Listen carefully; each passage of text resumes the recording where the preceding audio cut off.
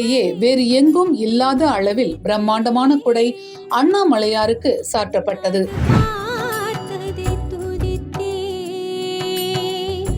இந்த பிரம்மாண்ட குடையில் இருப்பது என்ன, அண்ணாமலையாருக்கு எப்படி போடப்பட்டது என்பது குறித்த சுவாரஸ்ய தகவல்களை பார்க்கலாம்.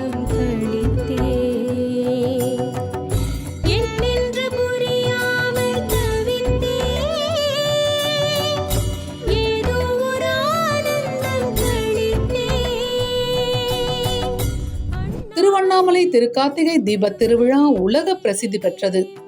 குறிப்பாக 5ஆம் நாள் திருவிழாவில் வெள்ளி ரிஷப வாகனத்தில் வந்த அண்ணாமலையாருக்கு பிரம்மாண்ட திருக்குடை சாற்றப்பட்டு 4 வீதிகளில் வலம் வந்து அண்ணாமலையார் பக்தர்களுக்கு அருள்பாலித்தார்.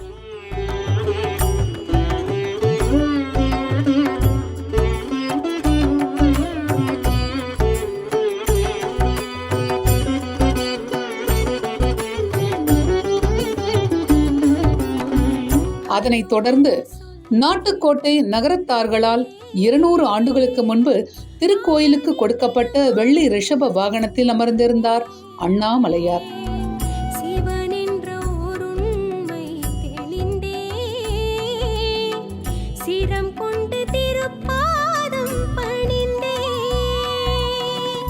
பின்னர் 5வது முறையாக 3 லட்சம் ரூபாய் மதிப்பீட்டில் 36 அடி விட்டத்தில் பிரம்மாண்டமான புது திருக்குடை செய்யப்பட்டு அண்ணாமலையாருக்கு சாற்றப்பட்டது.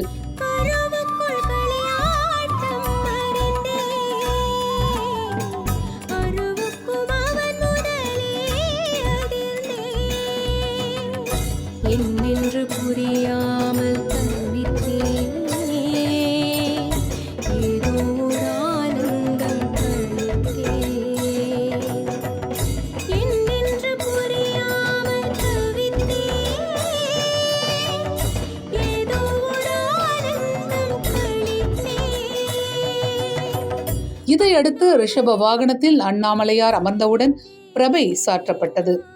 அரோகரா என்ற முழக்கத்துடன் 40க்கும் மேற்பட்ட திருக்குடை பணியாளர்களால் அண்ணாமலையாருக்கு குடை சாற்றும் அற்புத நிகழ்வு நடைபெற்றது.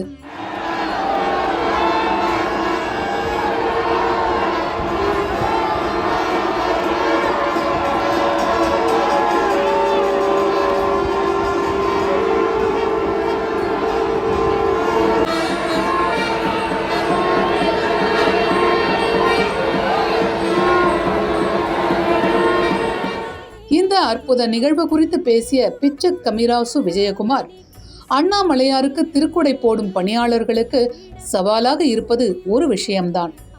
40 பணியாளர்களும் பிரம்மாண்ட குடையை விரிக்கும் போது காற்று பலமாக வீசினால் குடையை நேராக நிலைநிறுத்துவது சவாலாக இருக்கும் என்றார். அது மட்டுமன்றி திருக்குடை பற்றிய பல்வேறு சுவாரஸ்யமான தகவல்களையும் பகிர்ந்து கொண்டார். இந்த குடை சுமார் 40 பேர் சேர்ந்து விரித்த குடை. இதில் முக்கியமான விஷயம் என்னென்னா, வேர்ல்டில் இது மாதிரி எந்த ஊர்லேயும் இவ்வளோ பெரிய குடை சாற்றப்படவில்லை.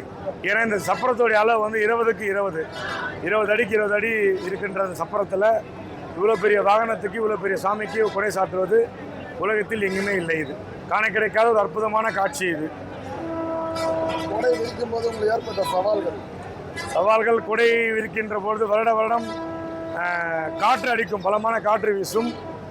அதே சமயத்தில் குடை நேராக ஏற வேண்டும், குறிப்பிட்ட காலத்திற்குள் கொடையை ஏற்ற வேண்டும் என்ற ஒரு நிர்பந்தம் இருக்கிறது. ஏன்னால் ஆல்ரெடி ஏற்கனவே வெகு நேரமாகிவிட்டது காரணத்தினால் எமது பணியில் உள்ள ஆட்களானது மிக சிறப்பாக இந்த பணியை செய்கிறார்கள்.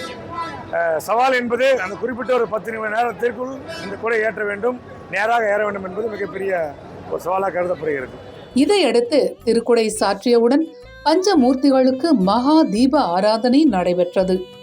அதனைத் தொடர்ந்து பஞ்சமூர்த்திகள் ஒன்றன் பின் ஒன்றாக நகரும் போது அண்ணாமலையார் மேல் போடப்பட்டிருக்கும் குடையில் வட்ட வடிவில் தொங்கக்கூடிய அந்த பஞ்சவர்ண சங்குகளின் அழகை காண ஏராளமான பக்தர்கள் வருகை தந்து அண்ணாமலையாரை தரிசித்து செல்வார்கள் என்பது குறிப்பிடத்தக்கது.